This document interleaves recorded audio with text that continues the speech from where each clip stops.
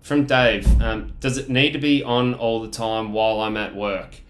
No, it doesn't need to be on all the time. So you need to use the COVID Safe app when you're out and likely to be in contact with someone that you don't know. It's not going to be much use if you have 50,000 contact events because you and your partner are sitting on it at home. The purpose of it is to use it for when you're going out to interact with strangers or you're going out to do your essential shopping. So no, you don't need to have it on at all times. Try and use it when you're interacting with people that you don't know or you're doing your essential trips. From Rob, how will I be notified if I'm close to a corona carrier? Will the app tell me straight away? No, this isn't like a live alert system. It's not a force field.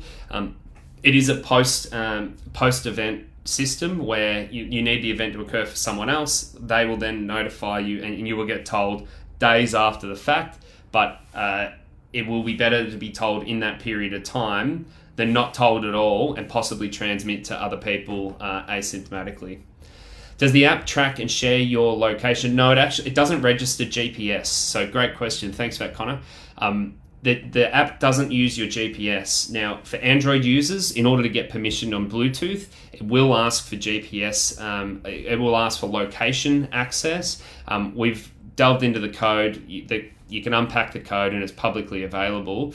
There's a lot of experts out there as well that have done a lot of work on this, but they do not access the Android GPS system, and Apple have blocks in place to prevent any access to location services. Moral of the story is this technology, the COVID Safe app, it's not perfect.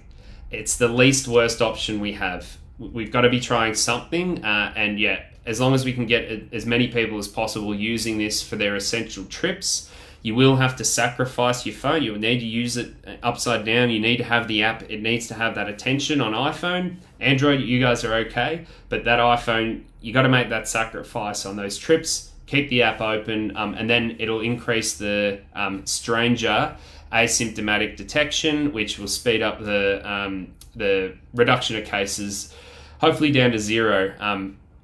The other note is in a month, maybe there'll be a better app available where you can just leave it on in the background and it'll detect contact tracing from there, but we'll wait and see how that goes. Now, so if you have any other questions about it or data security, just let me know, drop a comment, and yeah, if you have any other questions or ideas for future streams, let me know, and yeah, thanks for tuning in, and I'll look forward to seeing you on the next stream.